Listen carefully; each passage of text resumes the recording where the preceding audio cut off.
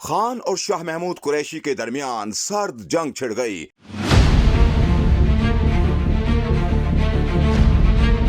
دونوں رہنماؤں کے درمیان سخت جملوں کا تبادلہ۔